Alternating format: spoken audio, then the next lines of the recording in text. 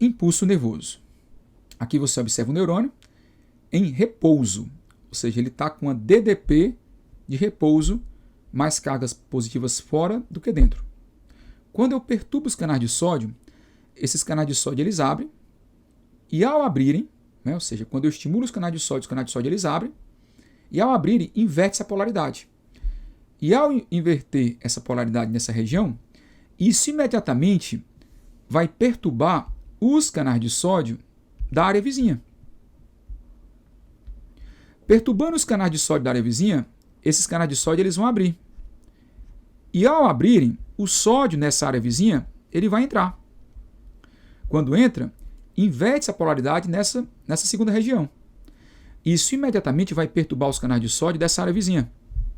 Os canais de sódio da área vizinha eles vão abrir, e ao abrirem, o que acontece? O sódio entra. E assim, sucessivamente. Então, o que é um impulso nervoso? É uma sequência de aberturas de canais de sódio de regiões adjacentes, até chegar ao final da fibra nervosa, com a atuação sobre outro neurônio ou sobre um efetor, um músculo ou uma glândula. Então, o que acontece? Um outro fato curioso é que os canais de sódio eles sempre abrem primeiro em relação ao canal de potássio. O canal de potássio ele tem um certo efeito retardatário. Ele sempre abre com um certo atraso. Então, o que acontece aqui? Veja bem. Quando abre o canal de sódio, inverte a polaridade. Depois abre o canal de potássio e o canal de potássio vai favorecer a repolarização. Observe, então, nessa imagem. Com a abertura do canal de sódio, fica positivo dentro e negativo fora. Com a abertura do canal de potássio, volta a ficar positivo fora e negativo dentro. Então, para se chegar na repolarização, a saída do potássio promove uma hiperpolarização primeiro, e depois dessa hiperpolarização, atinge-se a repolarização de repouso, ou seja, do estado inicial. Você vai entender isso nos próximos slides. Acompanhe comigo. Então, nós temos uma maior quantidade de sódio fora do neurônio do que dentro. Uma maior quantidade de potássio dentro do que fora.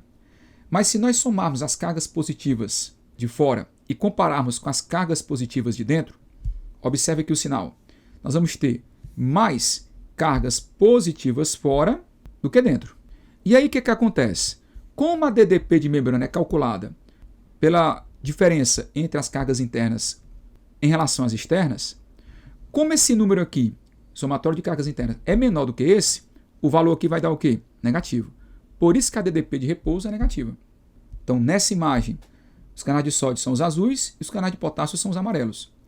Quando eu perturbo esse canal aqui de sódio, canal de sódio inicial que é dependente de ligante, que é aquele canal que é estimulado por neurotransmissores, quando o canal de sódio ele abre, o sódio entra. Quando o sódio entra, inverte a polaridade.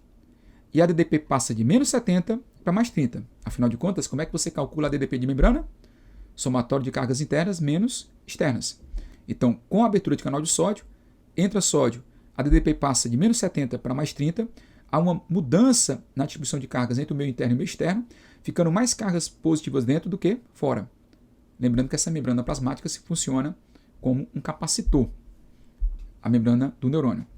Isso aqui imediatamente perturba o quê? Perturba os canais de sódio da área vizinha, abrindo os canais de sódio da área vizinha, invertendo a polaridade nessa região, passando a ser agora mais 30 mV.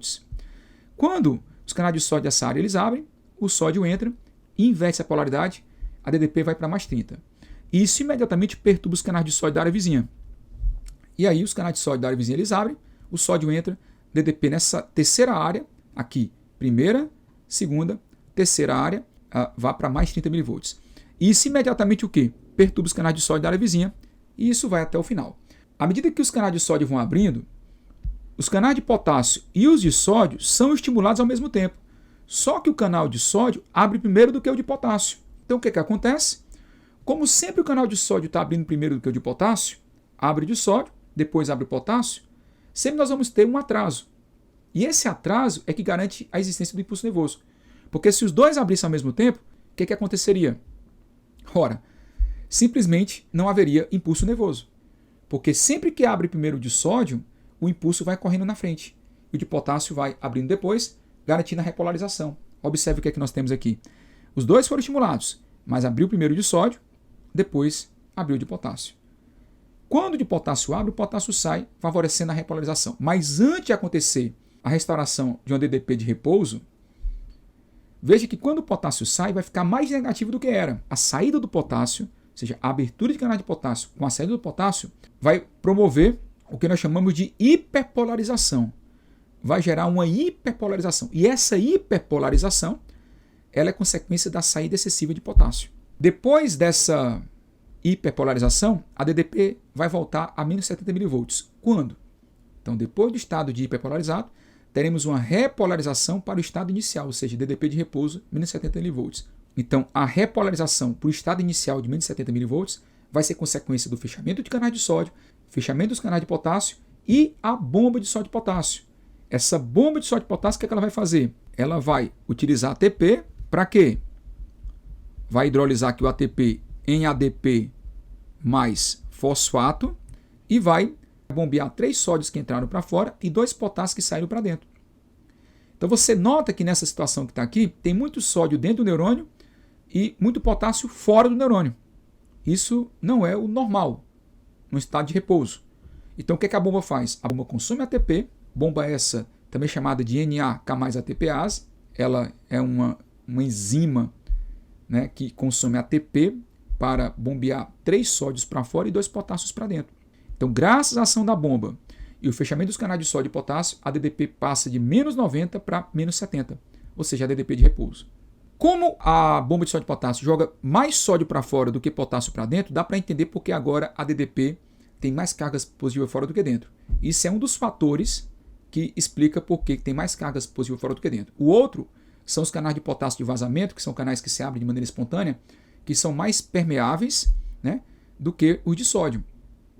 Então, os canais de vazamento de potássio, eles tendem a ter uma permeabilidade maior do que o de sódio, o que favorece mais saída de potássio do que entrada de sódio de maneira espontânea.